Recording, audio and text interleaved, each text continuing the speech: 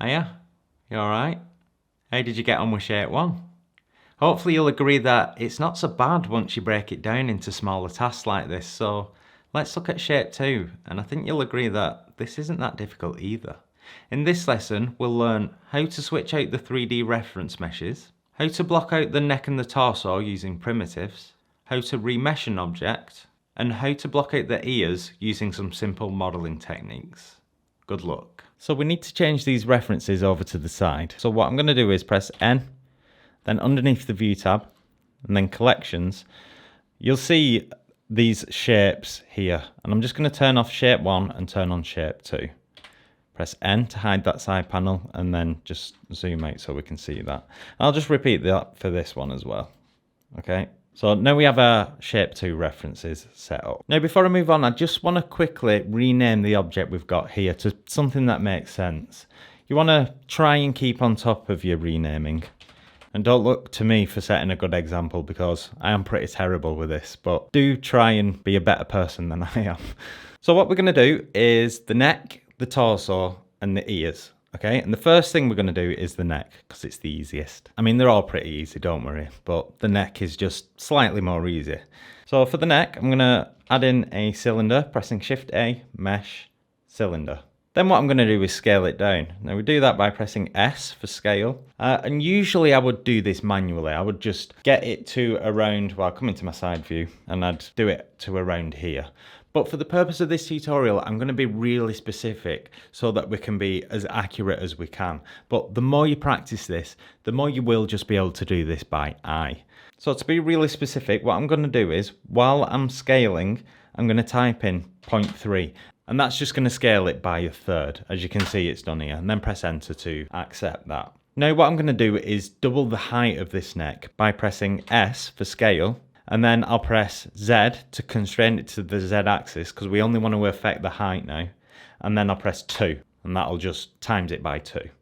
Okay. Now what I want to do is move it -1 on the Z axis. So I'll press G for grab. And then I'll press Z to constrain it to the Z axis. And then I'll press 1, which moves it upwards, but we want to move it downwards.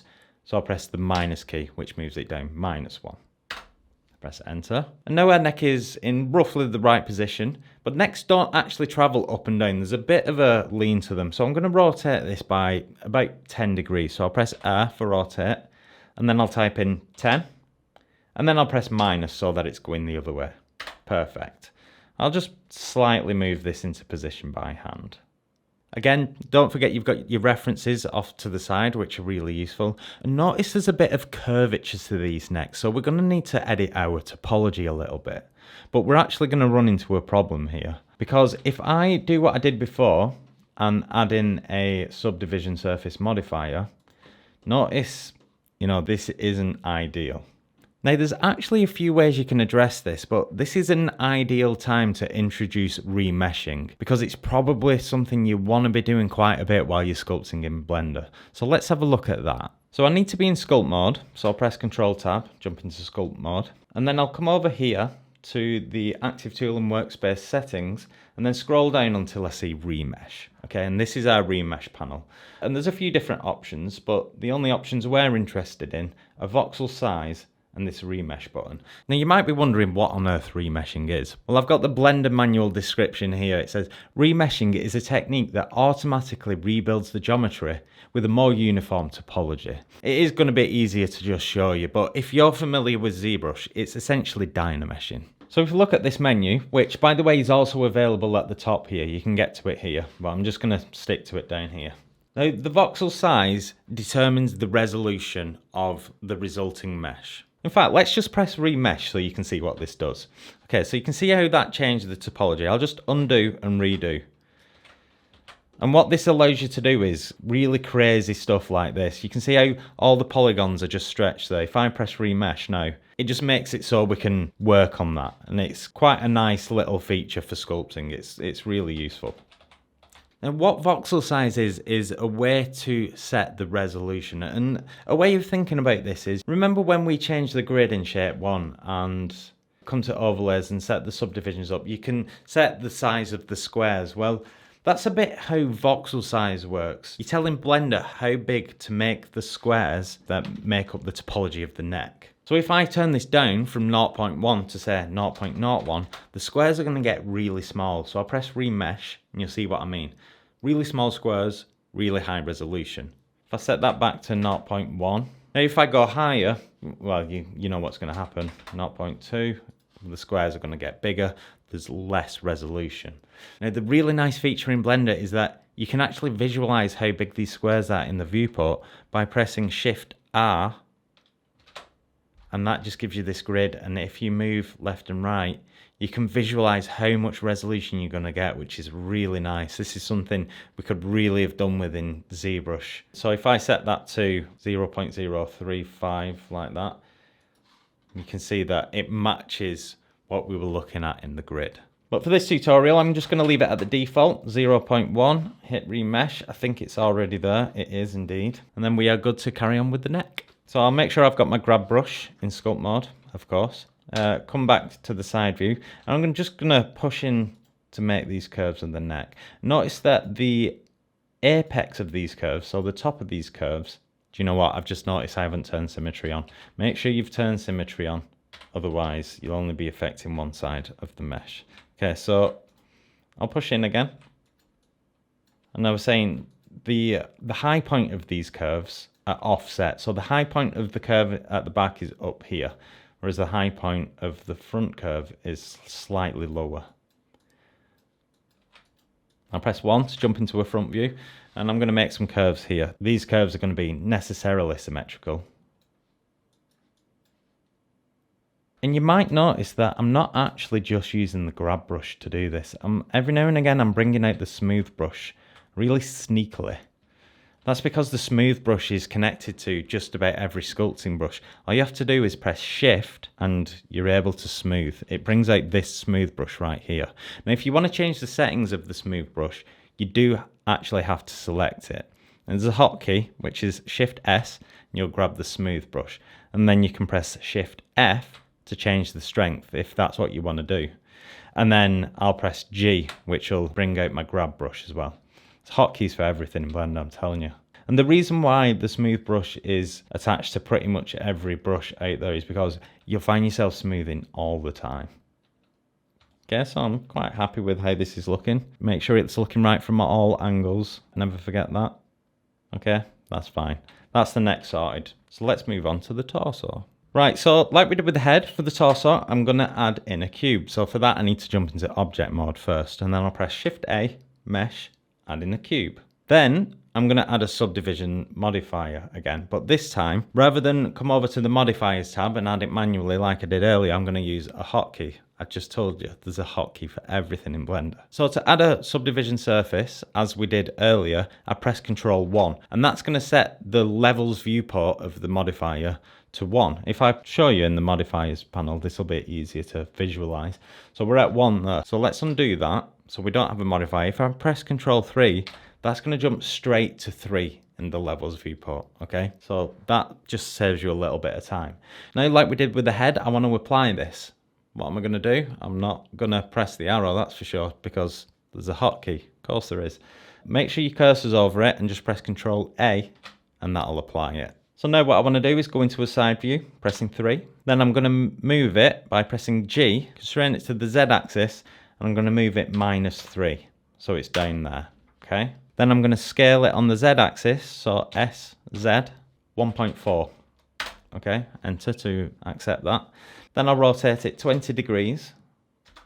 And I just want to move it so that it sits nice and neatly at that neck. Oh, and let me just change this overlay subdivision back to how it was before. So that's going to help me position it a little bit better. Somewhere like that.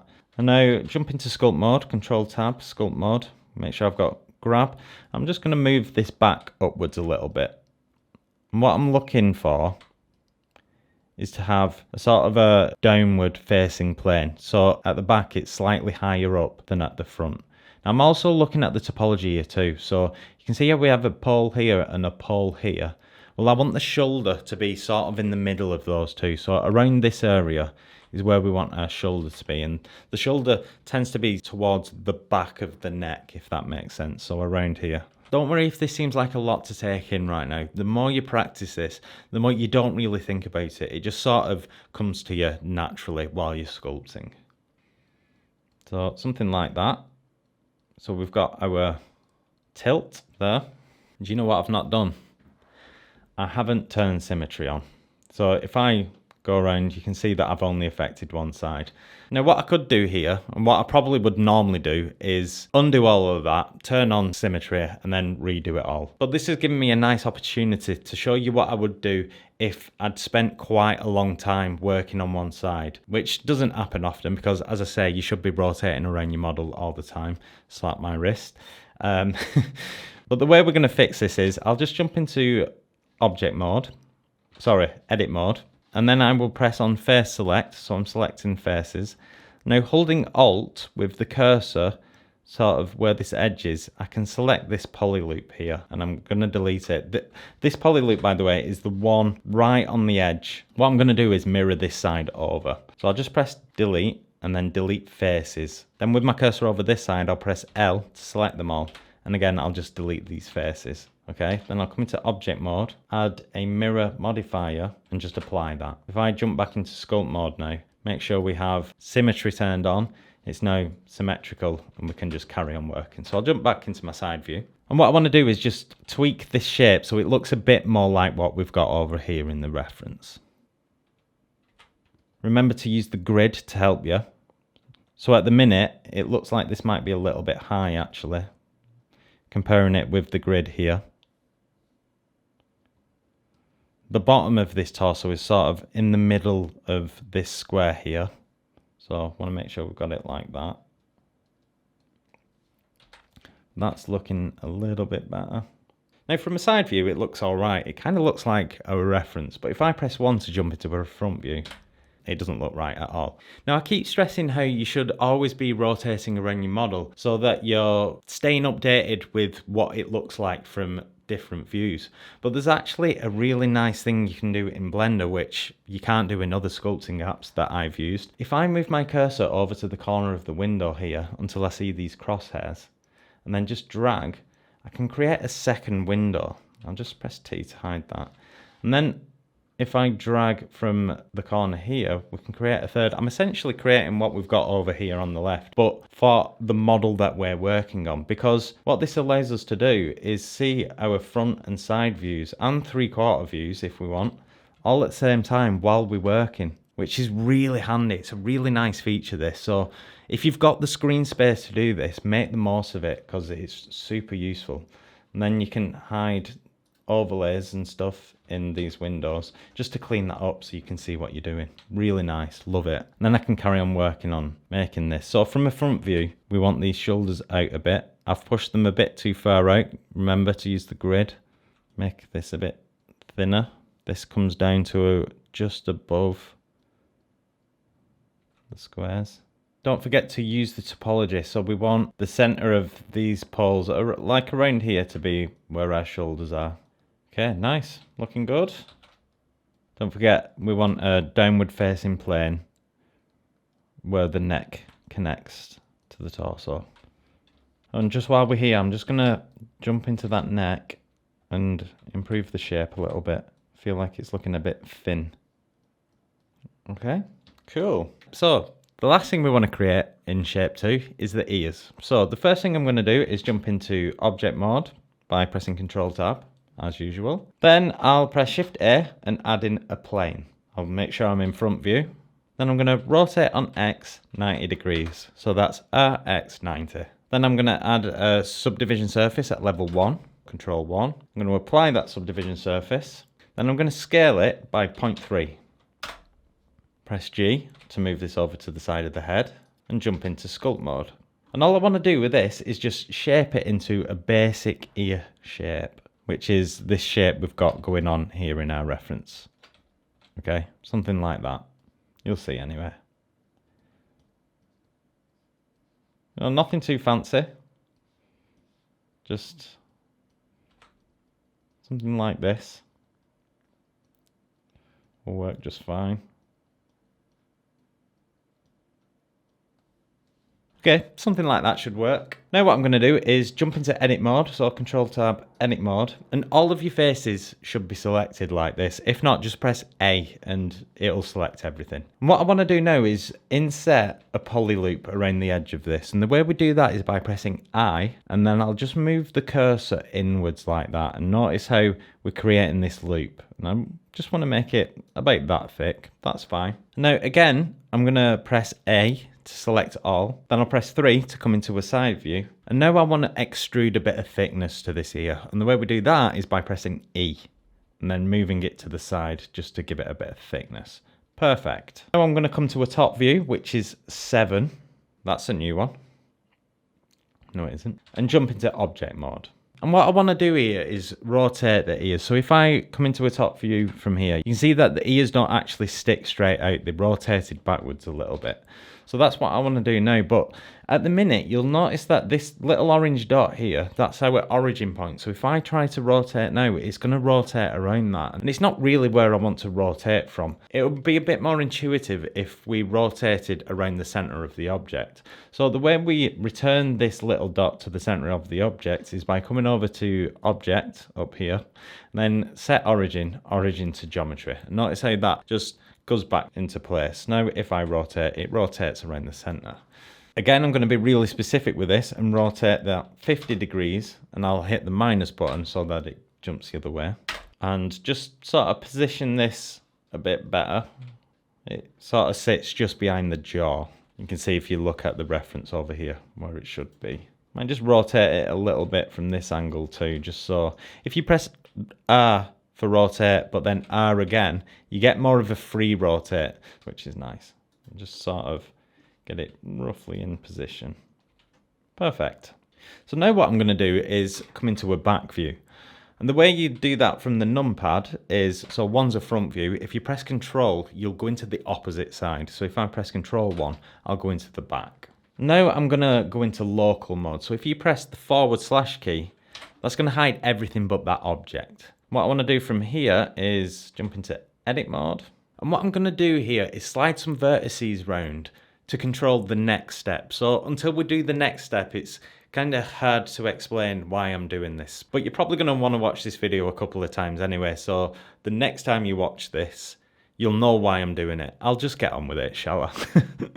Right, so I'll grab this vert. I'll press G, which allows me to move, but then I want to press G again. And what that's going to do is constrain it to this edge. So I can move it straight down this edge like that, which is what I want. And I'll do the same for this one too. And then this. And what I'm looking for, this rectangle here. And this is going to connect our ear to the head. So if you put your hand behind your ear, you can actually feel there's a connection going on there. And that's what we're going to use this for. So right now I'm in vertex mode, which is shown up here in the menu. If I want to select face mode, I need to select this one. That one's edge mode. By the way, of course, there's hotkeys for this. 1's vertex, 2's edges, 3 is faces. I'm just going to select these 2 faces. And I'll come out of local mode as well, so you can see what I'm doing. Well, I feel like I overdid it a little bit with this edge, so I'll just bring this down a little bit. Maybe bring this up a little bit too. Okay, and select those faces again. Now what I'm going to do is extrude these into the head.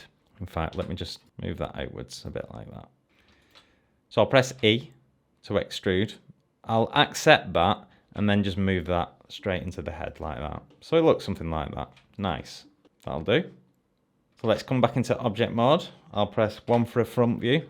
Now we need to mirror this over. But if I add a mirror modifier now, you'll notice this isn't the result that we really want. And again, that's because our origin is in the middle of the object. So it's actually mirroring from itself, if that makes sense. So the way I'm going to solve this is by applying the transforms. And the way we do that is by pressing Control A, apply all transforms. And notice that it jumps into position. And our origin point is at the center. So now if we come into sculpt mode and turn on symmetry and just check that everything's working as it should be. Nice. And give it alpheas symmetrically. There we go. Perfect. What more could you ask for? Although I've just realised that was a pretty pointless experiment because we still have our mirror modifier right there. So if I tried to sculpt over here, it wouldn't actually do anything. So let's try applying that, shall we? And press Ctrl A.